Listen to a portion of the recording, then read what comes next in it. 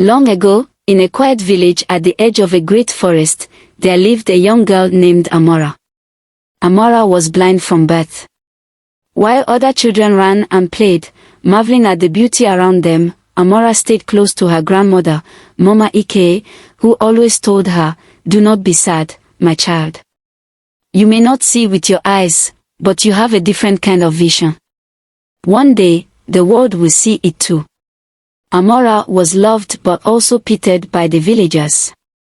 They often spoke in hushed voices, saying, "How will a blind girl survive in this harsh world?" But Amara didn't let their words trouble her. She had her own way of understanding the world, through the sounds of rustling leaves, the scent of rain before it fell, and the warmth of the sun that kissed her face. One day, while resting under the giant baobab tree, Amara fell into a deep, strange sleep. In her dream, she saw the village's river grow wild and angry. It overflowed its banks, flooding homes and washing away crops. When she woke, her heart raced. She hurried to Mama Ike. "Grandmother," she said, her voice trembling, "I saw the river destroy our village. We must warn everyone." Mama Ike believed her. "Amara," she said, "your dream is a message. We must act quickly." Together, they went to the village chief. But when the chief heard the story, he laughed. "How can a blind girl know what will happen? Dreams are just dreams." Many villagers agreed, shaking their heads in disbelief. Still, a few believed in Amara.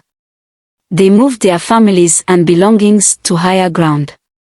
Days later, heavy rains came. The river swelled and spilled over, just as Amara had seen. Homes and fields were lost, but those who had listened to her were safe. From that day, the villagers began to trust Amara's visions. Not long after the flood, a terrible drought struck the village.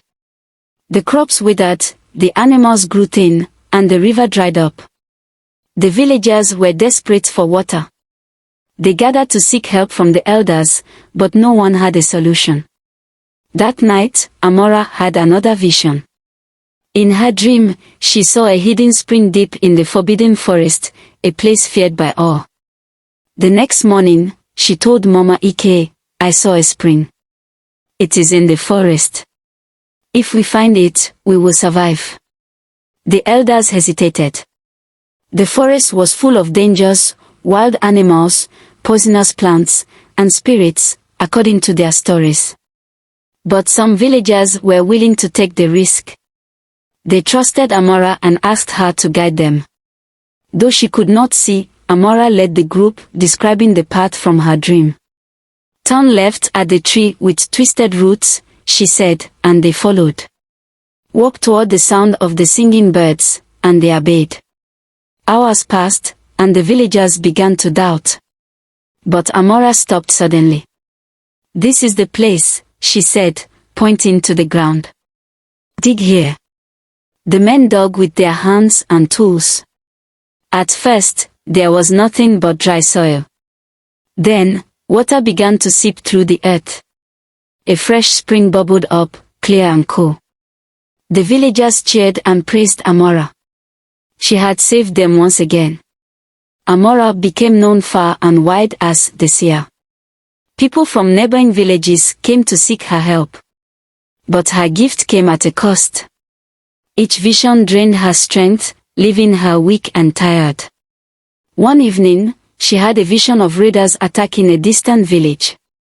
She warned the village chief, who quickly sent warriors to protect their neighbors. The warriors succeeded in driving the raiders away, but Amara fell into a deep sleep. When she awoke, she was weaker than before. "Grandmother," she whispered, "why does this gift hurt me so much? Why must I suffer to help others?" Mama Ike held her close and said, "Amara, every great gift comes with a sacrifice. You were chosen not to live for yourself, but to bring hope to others. This is your purpose." Amara nodded, though her heart was heavy. She accepted her destiny and continued to guide her people. Years later, When Amara grew old and her time came to rest, the villagers honored her by planting a great tree by the spring she had led them to. They called it the Tree of Hope. Under its shade, they told her story to their children, teaching them that true vision does not come from the eyes but from the heart and spirit. And so, Amara's legacy lived on, a blind girl who could see the future and who reminded her people that even those who seem weak can hold the strongest gift of all.